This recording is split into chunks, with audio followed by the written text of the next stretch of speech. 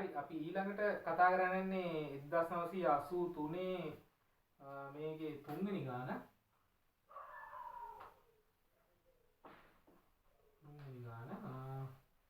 මේ ගාන කතා කරන්න කලින් අපි දැනගන්න ඕනි කරුණු ටිකක් තියෙනවා. මුලින්ම දැනගන්න ඕනි මෙන්න මේක. ප්‍රවේග කාල ප්‍රස්ථාරය.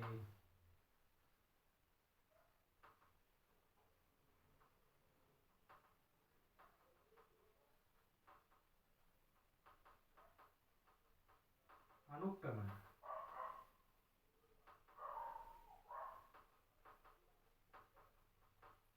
ප්‍රවේග කාල ප්‍රස්ථාරයේ අනුක්‍රමණය කියන එකට අපි කියන්නේ ත්වරණය කියලා.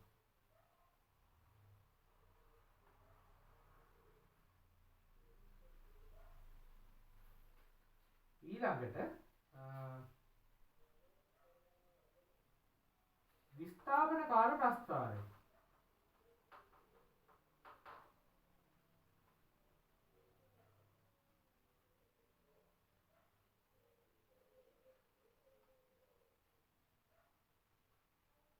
අනුක්‍රමණයට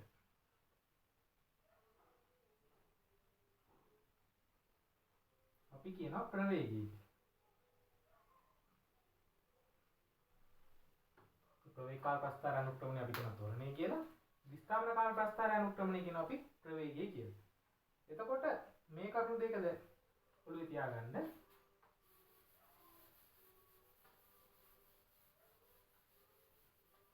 ඊළඟට අපි බලමු එක එක මේ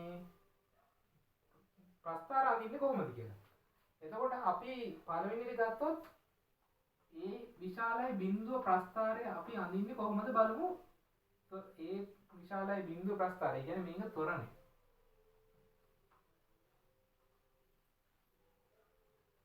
ඒ විශාලයි බිඳුව වෙනකොට අපි ත්වරණ කාල ප්‍රස්ථාර අඳින්නේ මෙන්න මේ විදිහට. මේක තප්පර මේක S-2 මේකේ ඒ විශාලයි බිඳුව අවස්ථාවේදී ත්වරණ කාල ප්‍රස්ථාර අඳින්නේ මෙන්න මේක බිඳුව නම් බිඳුවටි මෙන්න මෙහෙම නියත ත්වරණය අඳිනවා. මේක තමයි ඒ විශාලයි බිඳුව වෙනකොට ත්වරණ කාල ප්‍රස්ථාරය. එතකොට මේකට අනුරූප ප්‍රවේග කාල ප්‍රස්ථාරය ඉන්නේ මෙන්න මේ විදිහට. මේක බිඳුව මේ කාලය මේ ප්‍රවේගය මේකට අදාළ ප්‍රවේග කාල ප්‍රස්ථාරය එන්නේ මෙන්න මේ විදිහට. මේ පටන් ගන්න තැන ඇත්තටම මේ වැදගත් නැහැ. ඒ කියන්නේ මේක බිඳුවෙන් පටන් ගත්තද මෙතන උඩින් පටන් ගන්නත් පුළුවන් යටින් පටන් ගන්නත් පුළුවන්.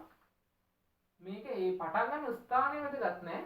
හැඩේ විතරයි වැදගත් වෙන්නේ. ඒ කියන්නේ මේ විශාල බිඳුව කියන්නේ ත්වරණ අවස්ථාවේදී මෙහෙම නියත ත්වරණයක් තියෙනවා නම් ඒකට අදාළ ප්‍රවේග කාල ප්‍රස්ථාර අනිවාර්යයෙන් මේ විදිහට වැඩි වෙන්න ඕනේ.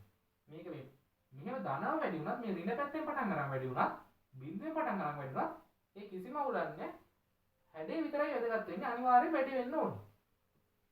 එතකොට මේකට අනුරූප විස්ථාපන කාල ප්‍රස්ථාරය අපි යන්නොත් මේ හැම එකම බිඳුවට පල්ලෙහෙන් මේ අපි y අක්ෂය ඇඳ ගන්න ඕනේ. මොකද මේ තුනම දෛශික රාශීන්. එතකොට ධන පැත්තක් වගේම ඍණ පැත්තක් කියන එකක් තියෙනවා. එතකොට වේග කාල ප්‍රස්ථාරයට අපි මේ යට y අක්ෂයට බිඳුවට පල්ලෙහෙන් අඳින්නේ නැහැ. ඒ වගේම දුර කාල ප්‍රස්ථාරවල මේ අපි දැන් විස්ථාපනය මේ විස්ථාපනය ගත්තොත් මේ විස්ථාපනය හිතන්න මේ s කියන්නේ දුර කියලා. දුර නම් මේ යට බිඳුවට පල්ලෙහෙන් මේ y අක්ෂය අපි අඳින්නේ නැහැ. එතකොට මේ ඒ කියන නියත ත්වරණයට අදාළ ප්‍රවේග කාල ප්‍රස්ථාරය මම කියවනේ වැඩි වෙනවා කියලා. මේකට අදාළ විස්ථාපන කාල ප්‍රස්ථාරය ඉන්නේ මෙන්න මේ විදිහට. මේ විදිහට තමයි විස්ථාපන කාල ප්‍රස්ථාරය මෙන්න මේ වගේ හැඩයක් තමයි කියන්නේ. මේක පටන් ගන්න තරක් අපිට වැදගත් වෙන්නේ නැහැ. වැදගත් වෙන්නේ එකම දේ තමයි මේකේ හැඩේ. මේක මෙහෙම නියතව තිබ්බොත් v මෙහෙම වැඩි වෙනවා. විස්ථාපනයේ වැඩි වෙන ශීඝ්‍රතාවය වැඩි වෙනවා. කියන්නේ මේක වැඩි වෙනවා තමයි. හැබැයි වැඩි වෙන ශීඝ්‍රතාවයත් එන්න වැඩි වෙනවා. ඒ කියන්නේ කලින් මෙහෙම වැඩි වෙන එක දැන් වැඩි වෙනවා මෙහෙම. ඔන්න ඔහොම වැඩි වෙනවා මොකද්ද? විස්ථාපන කාල ප්‍රස්ථාරය. එතකොට මේ ඒ විශාලයේ බිඳු අවස්ථාවේදී එන ප්‍රස්ථාර ටික තමයි මේ. ඊළඟට අපි බලමු ඒ කුඩයි බිඳුව අවස්ථාව. ඒ කියන්නේ මන්දනීය අවස්ථාවේදී ප්‍රස්ථාර තුන එන්නේ කොහොමද කියලා.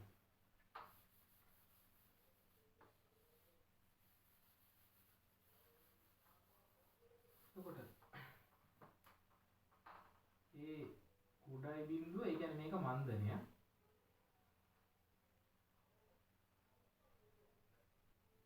මන්දනීය අවස්ථාවේදී අපි ඒ යනකොට ms වින දෙක මේක මේ කාලය දැන් මම කියන්නේ මේ කුඩයි බිඳුව කියලා. එහෙනම් මේ ධනට වඩා මේ ධන පැත්ත මේ ඍණ පැත්ත. එතකොට කුඩයි බිඳුව කියලා කියන්නේ මෙන්න මේකෙන් තමයි මේ ත්වරණ කාල ප්‍රස්ථාරය ඇඳෙන්නේ. එතකොට මේකට අනුරූප ප්‍රවේග කාල ප්‍රස්ථාරය. ප්‍රවේග කාල ප්‍රස්ථාරය එන්දොත් මොකද්ද වෙන්නේ? කලින් වැඩි වුණා. ඒ කියන්නේ කලින් නියතරයක් උඩින් තියෙනකොට ඒ කියන්නේ ධන විදිහට තියෙනකොට ඒක වැඩි වුණා. දැන් මේක ඍණ විදිහට තියෙනකොට ප්‍රවේග කාල ප්‍රස්ථාරය මොකද වෙන්නේ? මෙන්න මේ අඩු වෙනවා. මේක කොහෙන් අඩු වුණත් ප්‍රශ්නයක් නැහැ. ඒ කියන්නේ මේක බිඳුවෙන් අඩු වුණත් එකයි, මේ ධනෙන් අඩු වුණත් එකයි, නැත්නම් මේ ඍණ පැත්තෙන් අඩු වුණත් එකයි. මම කලින් කිව්වා වගේ මේක හැඩය තමයි වැදගත් වෙන්නේ. නියතරය පල්ලෙන් හැදෙනවා මේක වෙන්නේ අඩු වෙන එක.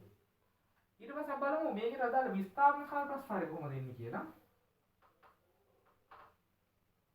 මේක S කියන්නේ විස්ථාපනය.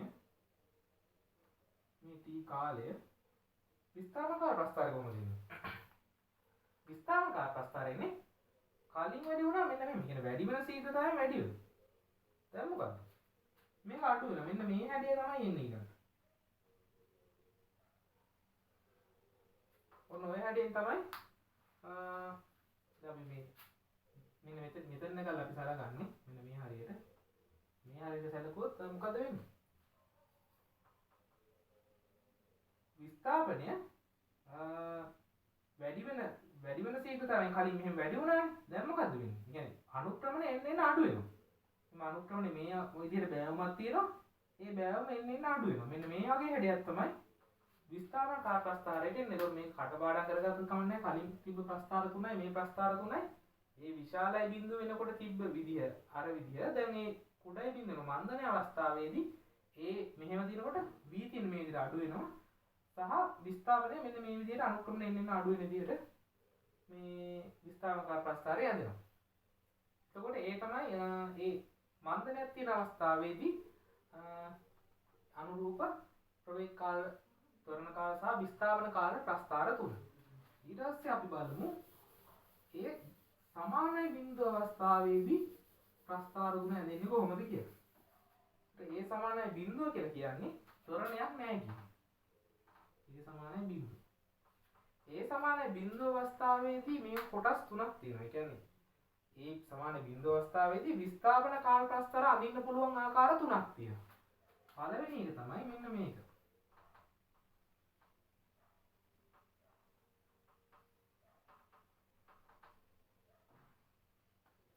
පළවෙනි එකේදී මෙන්න මෙහෙම විස්ථාපන මෙහෙම වැඩි වෙන්න පුළුවන්.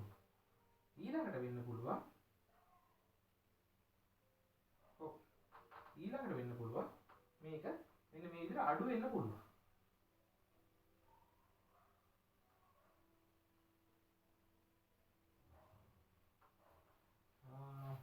ඊළඟට මේක මොකක්ද වෙන්න පුළුවන්? මේක ඒකාකාර විස්ථාපනය. ඒකාකාර විස්ථාපනයක් තියෙන්න පුළුවන්.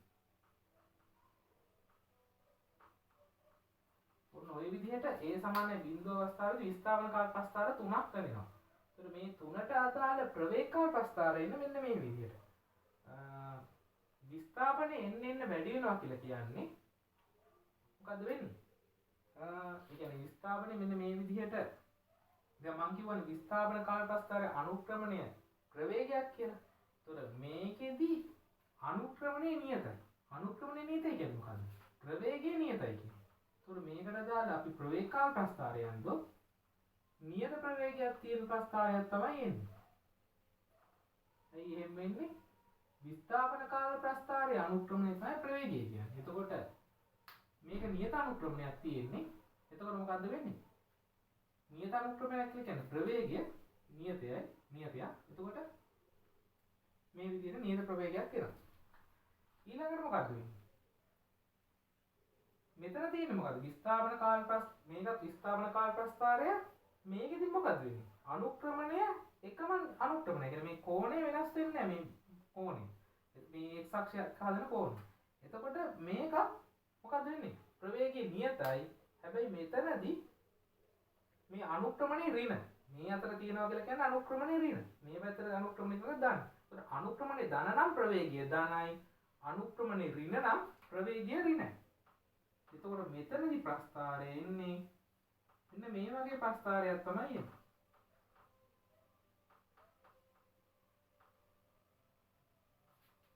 අනුක්‍රමණය ධන අනුක්‍රමණය කියලා කියන්නේ ප්‍රවේගය නියත අනුක්‍රමණයක් නිසා නියත ප්‍රවේගයක් අනුක්‍රමණය ධන නිසා ධන ප්‍රවේගය.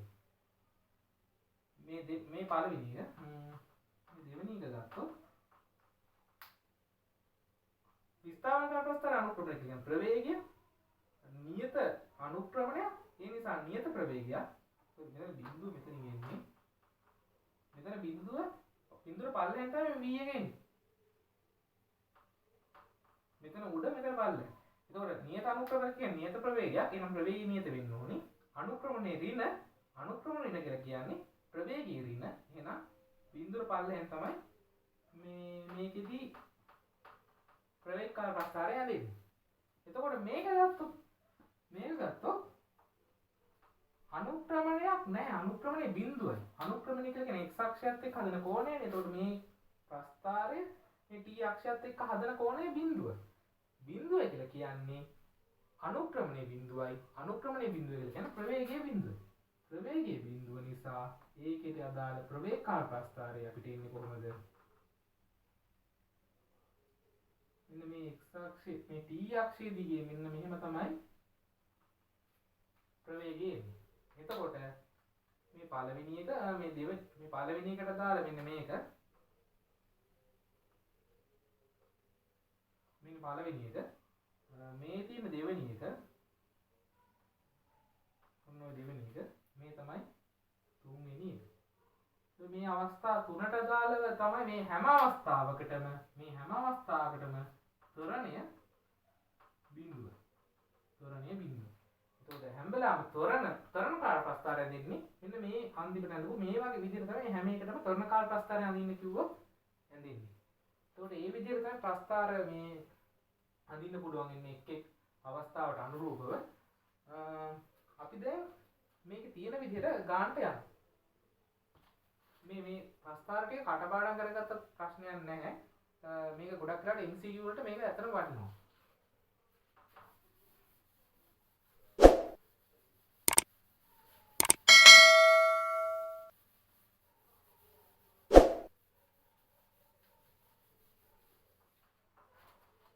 මේ තුන්වෙනි ගානේ බලන්න තුන්වෙනි ගානේ තියෙන වස්තුවක ත්වරණයේ කාලය සමග විචලනය වන ආකාරය ඉහත රූපේ දක්වා ඇත. පහත දී ඇති පරිදි ප්‍රවේග කාල ප්‍රස්ථාර වලින් කුමක් වස්තුවේ චලිතය හොඳින්ම නිරූපණය කරනවාද කියලා අහනවා.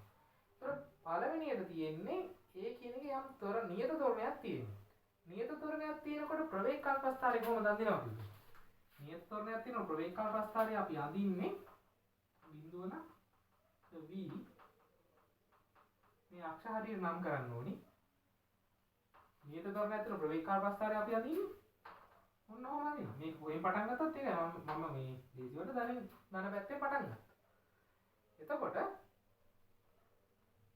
මේකේ හැටියට මේ උත්තර පය හැටියට අපිට 1 තියන්න පුළුවන්, 2ක් තියන්න පුළුවන්, 3 තියන්නත් පුළුවන්. මම කිව්වා පටන් ගන්න තැන වැදගත් නෑ. ඒතකොට 3 පළවෙනි මේ කොටසට දාලා හැඩය මෙන්න මේ වගේ වැඩිවීමක්. ඒතකොට 3 අපිට ඉතුරු ගන්නත් පුළුවන්. 4 අපිට ඉතුරු කරන්න බෑ. මොකද 4 දින මේ අතර අඩුවීමක්. ඒතකොට 4 ඇත්තටම මේ පළවෙනි කොටසෙන් ඉවත් වෙනවා.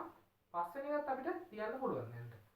එතකොට 4 දැන් ඉවත් වෙනවා. එතකොට 1 2 3 සහ 5 කියන උත්තර තමයි දැන් අපිට ඉතුරු වෙන්නේ. අපි ඊළඟ කොටස බලමු. ඊළඟ එකේදී මොකද වෙලා තියෙන්නේ? නියත ත්වරණය වැඩි වෙනවා. ඒතකොට ත්වරණය කියන එක මම කිව්වා මොකද්ද?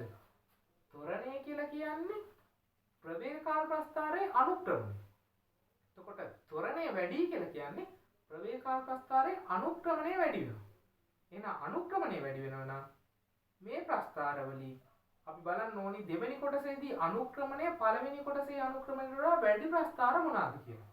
ඒතර ඇත්තටම ගත්තොත් අනුක්‍රමණය වැඩි කියලා කියන්නේ බෑවුම වැඩි. ඒ කියන්නේ උදාහරණ ඒ කියන්නේ මෙන්න මේ කොටසට නම් මෙන්න මේකේ බෑවුම මෙන්න මේ විදිහට වැඩි වෙනවා. මෙන්න මේ වගේ හැඩයක් එන්න ඕනි දෙවෙනි කොටසට. මේ කොටසට වඩා මේකේ බෑවුම වැඩි. බෑවුම වැඩි වෙන්නේ ත්වරණය කියලා කියන්නේ ප්‍රවේගකාල ප්‍රස්ථාරය අනුක්‍රමණය දෙවෙනි කොටසේ ත්වරණය පළවෙනි කොටසට වඩා ත්වරණය වැඩි. එතකොට ප්‍රවේගකාල ප්‍රස්ථාරය අනුක්‍රමණය පළවෙනි කොටසට වඩා දෙවෙනි කොටසේදී වැඩි. එතකොට මෙන්න මේ වගේ හැඩයක් තමයි දෙවෙනියට එන්නේ. ඒතර අපිට ඒකෙදි එක ඉතුරු කරන්න පුළුවන්, දෙක ඉතුරු කර ගන්නත් පුළුවන්. අනුක්‍රමණය වැඩි.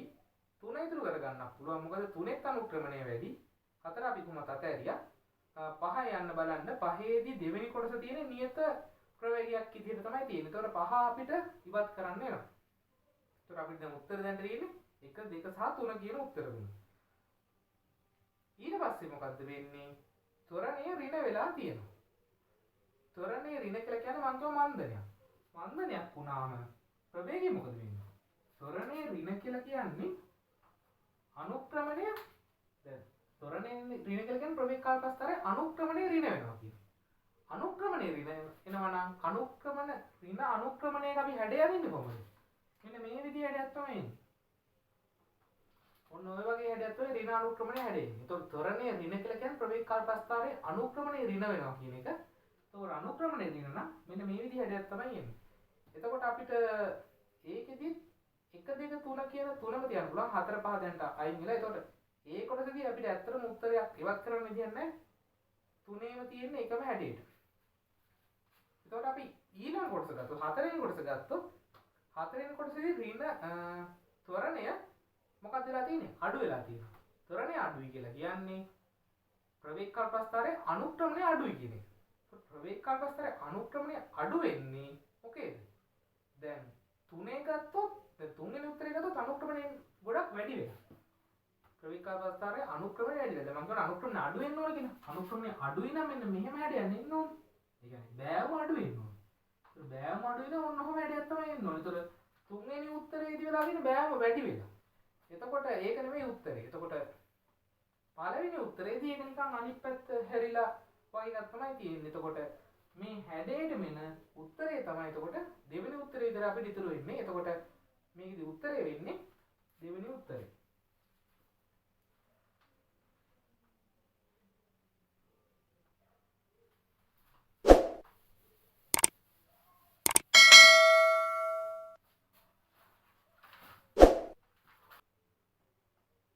හරි අපි 1984 වෙනි ගාන තමයි දැන් හදන්න යන්නේ. 84 මේ ගණන් සෙට් එකේ 4 වෙනි ගාන තමයි මේ. මේ කියන්නේ මේම අංශක චලිතය සඳහා ප්‍රවේගකාල ප්‍රස්ථාරය රූප සරණේ දීලා තියෙනවලු. D1 D2 සහ D3 පිළිවෙලින් T1 T2 සහ T3 අන්තරවලදී ගමන් කරන දුරවල්. පහත දී දුර කාල ප්‍රස්ථාරයෙන් කුමක් මෙම චලිතය හොඳින් නිරූපණය කරයිද කියලා අහනවා. එතකොට පළවෙනි කොටසේදී දැන් මේ කොටස් තුනක් තියෙනවානේ. පළවෙනි කොටසේදී නියත ප්‍රවේගයක් තමයි තියෙන්නේ. එතකොට නියත ප්‍රවේගයක් තියෙනකොට අපි දන්නවා ප්‍රවේගය නියතයි කියලා කියන්නේ විස්ථාපන කාල ප්‍රස්ථාරයේ අනුක්‍රමණය නියතයි කියන එක. ඒතර විස්ථාපන කාල ප්‍රස්ථාරයේ අනුක්‍රමණය නියතයි කියලා කියන්නේ අනිවාර්යයෙන්ම සරල රේඛාවක් වෙන්න ඕනේ. ඒ කියන්නේ සරල රේඛාවක් වෙන්න ඕනේ මෙන්න මෙහෙම. දැන් මෙහෙම සරල රේඛාවක් නෙවෙයි. සරල රේඛාවක් කියන්නේ මේ ටීවට කියන්නේ කාලාක්ෂයට සමාන්තරව තියෙන රේඛාවක් නෙවෙයි මම මේ සරල රේඛාවක් කියන එක අදහස් කරේ. එක්ක මොකද්ද වෙන්නේ? ධන වෙන්න ඕනේ මෙන්න මේ විදිහ හැඩයක් තියෙන්න ඕනේ. නැත්නම් මේ විදිහ හැඩයක් තියෙන්න ඕනේ. ඔන්න ඔය දෙක එකක් තියෙන්න ඕනේ මොකද්ද? සරල රේඛාවක් කියන අදහස් කරේ යන්නේ ඒක. එතකොට මේකේ හැටියට නියත ප්‍රවේගයක් තියෙනවා කියලා කියන්නේ මොකද්ද? සරල රේඛාවක් එන්න ඕනේ. එතකොට දැන් මම කියවනේ හැඩ දෙකයි කියලා. එකක් තමයි මේ විදිහට තියෙන්න පුළුවන් අනිත් එක මේ විදිහට තියෙන්න පුළුවන්. ඒතකොට මේ දෙකෙන් මොකද්ද මෙතනට එන්නේ? දැන් බලන්න ප්‍රවේගකාල ප්‍රස්ථාරයේ බිඳුවර උඩින් තමයි මේ නියත ප්‍රවේගය තියෙන්නේ. ඒ කියන්නේ ධන ප්‍රවේගයක් තමයි තියෙන්නේ. ධන ප්‍රවේගයක් තියෙනවා කියලා කියන්නේ විස්ථාපන කාල ප්‍රස්ථාරයේ අනුක්‍රමණයක් ධන වෙන්න ඕනේ. කියන්නේ ප්‍රවේගය කියලා කියන්නේ විස්ථාපන කාල ප්‍රස්ථාරයේ අනුක්‍රමණය. ඒතකොට ප්‍රවේගයේ ධන කියලා කියන්නේ විස්ථාපන කාල ප්‍රස්ථාරයේ අනුක්‍රමණයක් ධන කියන්නේ. ධන අනුක්‍රමණයක් නම් අපි ප්‍රස්ථාරය දෙන්නේ මෙන්න මේ විදිහට. ඔන්න ওই විදිහට තමයි පළවෙනි කොටසට ප්‍රස්ථාරය දෙන්නේ. එතකොට ඒ හැඩය ගත්තොත් අපිට උත්තර පහෙන් එකක්වත් අයින් කරන්න බෑ. පළවෙනි කොටස හැම එකකටම දීලා තියෙන්නේ මෙන්න මේ හැඩය තමයි දීලා තියෙන්නේ. ඊට පස්සේ දෙවෙනි කොටස බලන්න. දෙවෙනි කොටසදී ප්‍රවේගය බලන්න එන්න වැඩි වෙනවා. දැන් ප්‍රවේගය වැඩි වෙනවා. ප්‍රවේගය වැඩි වෙනවා කියලා කියන්නේ විස්ථාපන කාල ප්‍රස්ථාරයේ අනුක්‍රමණය වැඩි වෙනවා කියන එක. විස්ථාපන කාල ප්‍රස්ථාරයේ අනුක්‍රමණය වැඩි වෙනවා කියලා කියන්නේ අනුක්‍රමණය වැඩි වෙන්න පුළුවන් ක්‍රම දෙකයි. එක්ක මෙහෙම වැඩි වෙනවා. නැත්නම් මෙහෙම වැඩි වෙනවා. මෙහෙම වැඩි වෙනවා නැත්නම් මෙහෙම. ඒ කියන්නේ මේකෙත් බලන්න බෑවම එන්න වැඩිලා මේ. බෑවම එන්න වැඩිලා. මේකෙදි මොකද වෙලා තියෙන්නේ? බෑවම එන්න වැඩිලා. එතකොට මේ දෙක ගත්තට පස්සේ මේ ධනව බෑවම වැඩි වෙන කියන්නේ ධන මේ දැන් ප්‍රවේග කාල ප්‍රස්ථාරයේ මේ ධන කොටසේ නම් තියෙන්නේ. කියන්නේ ප්‍රවේග කාල ප්‍රස්ථාරයේ ධන කොටස තිබ්බොත් විස්ථාපන කාල ප්‍රස්ථාරයේ මේ වගේ වැඩි. එතකොට ප්‍රවේග කාල ප්‍රස්ථාරයේ ඍණ කොටසදී නම් මේ ප්‍රවේගයෙන් එන්නේ වැඩිලා තියෙන්නේ. එතකොට විස්ථාපන කාල ප්‍රස්ථාරයේ මෙන්න මේ වගේ වැඩි. එතකොට මේකෙදි දෙවෙනි කොටස තියෙන්නේ බිඳුව අක්ෂයෙන් උඩ. එතකොට බෑ මේ ප්‍රවේගය වැඩි වෙන කියන්නේ අනුක්‍රමණය ප්‍රවේගය වැඩි වෙනවානේ. ප්‍රවේගය වැඩිලා කියලා කියන්නේ මම කියව විස්ථාපන කාල ප්‍රස්ථාරයේ අනුක්‍රමණය වැඩි වෙනවා. ඒතකොට අනුක්‍රමණය වැඩි වෙනකොට වැඩි වෙනවා කියන්නේ ඒක. ඒතකොට මේ දෙකෙන් ගත්තට පස්සේ අපිට එන්නේ මෙන්න මේක ඇල්ලයි.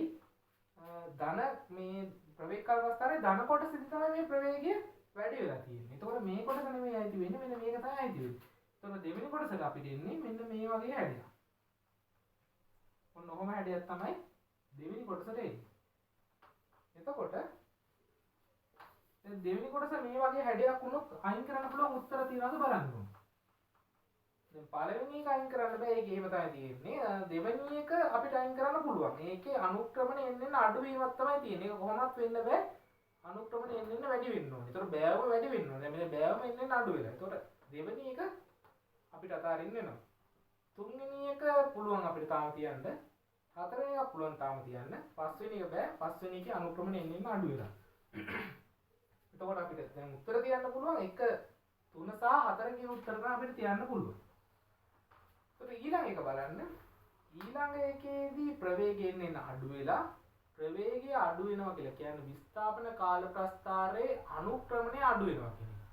අනුක්‍රමණය අඩු වෙනවා කියලා කියන්නේ බෑවම අඩු වෙනවා. බෑවම අඩු වෙන මෙතනින් ප්‍රස්ථාර ගත්තට පස්සේ බෑවම අඩු වෙන ප්‍රස්ථාර මොනවද බලන්න. දැන් අපිට ඉතුරු තියෙන 1 3 සහ 4 කියන ඒ වගේ තුන්වෙනි ප්‍රස්ථාරය බලන්න. තුන්වෙනි ප්‍රස්ථාරයේ බෑවම අර්ධ දෙවෙනි එකේ විදිහට තමයි ඇවිල්ලා තියෙන්නේ. ඒක දෙවෙනි එකේ විදිහට වෙන්න විදිහක් නැහැ.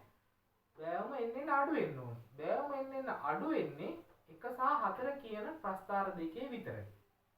1 සහ 4 කියන ප්‍රස්ථාර දෙකේ විතරයි. දැන් තුනක් අයින් වෙනවා. දැන් බලන්න 1 සහ 4 කියන ප්‍රස්ථාර දෙක. දෙකේ ප්‍රස්ථාර දෙකේම හැඩයන් දෙක සමානයි. එතකොට මෙතන මොකක්ද වෙලා තියෙන වෙනස? පළවෙනි එකේ දීලා තියෙනවා එක් කොටසක දාලා D1 D2 සහ D3 කියලා.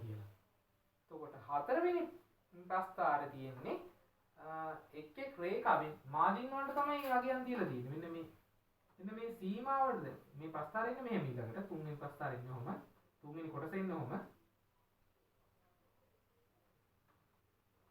එක් මාදින් වගයන්ට තමයි දීලා තියෙන්නේ. ඒ කියන්නේ මෙතන දීලා D1 කියලා. මෙතන දීලා D1 දාන D2 කියලා. මෙතන දීලා D1 දාන D2 දාන D3 කියලා. මේ කාලේ. මේ බිඳුව.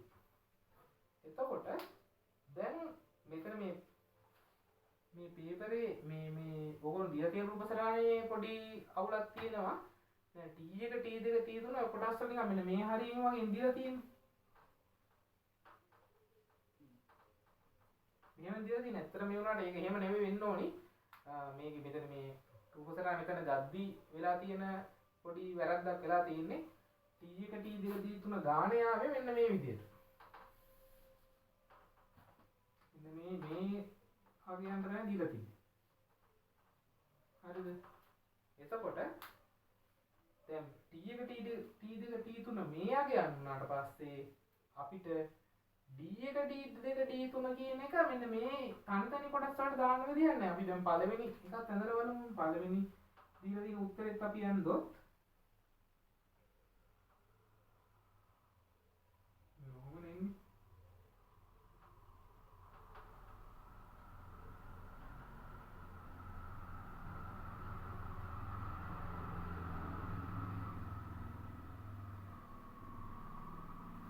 එතකොට මේ දැන් මේක T1 T2 T3 මේක දීලා තියෙනවා D1 D2 D3 පළවෙනි උත්තරේ හරි මොනවා වුණොත්ද පළවෙනි උත්තරේ හරියනවා මේ T1 කියන එක මෙන්න මේ සීමාව දීලා T2 කියන එක මෙන්න මේ සීමාව දීලා T3 කියන එක මේ සීමාව දුන්නොත් ඒ කියන්නේ අපිට ගානේ දීලා තියෙන T1 T2 T3 මෙන්න කොටස් තුනක් විදියට අන්න ඒ විදිහට දීලා මේ මෙතන D1 D2 D3 මෙහෙම වෙන වෙන තිබ්බොත් අන්න එතකොට පළවෙනි උත්තරේ හරි. මෙතනදී දීලා තියෙන උත්තරවල T1 T2 T3 දින මෙන්න මේ කඩේරි වලට අදාළව තමයි දීලා තියෙන්නේ. එතකොට මේ කොටසේදී T1 කියන්නේ T1 කියන කොටස මෙතන ගත්තොත් D1 හරි. T1 තියෙන කොටසේදී D1 දුරක් ගිහිල්ලා හරි. හැබැයි මෙතන T2 කොටසේදී මේ මෙතන T2 කියන්නේ මේ කාලය T2 වුණා කියලා කියන්නේ එතනදී මොකක්ද වෙලා තියෙන්නේ? කාලය T2 කියලා කියන්නේ එතනදී D1 දන D2 දුරවල් දෙකේම එකතුවක් තමයි යන්නේ. මෙන්න මේ කොටස කියන්නේ මේ T2 කියලා කියන්නේ මෙන්න මේ කොටසේ දෙකේම එකතුවනේ. එතකොට මෙන්න මේ කොටසේදී මෙන්න මේ ත්‍රිකෝණේ මෙන්න මේ කෑල්ලේ දෙකේම එකතුව තමයි මෙතනට මේ වෙනකොට කියලා දෙන මුළු දුර. එතකොට D1 සහ D2 කියන දෙකම එන්න ඕනේ. හරියට මෙන්න මේ වගේ.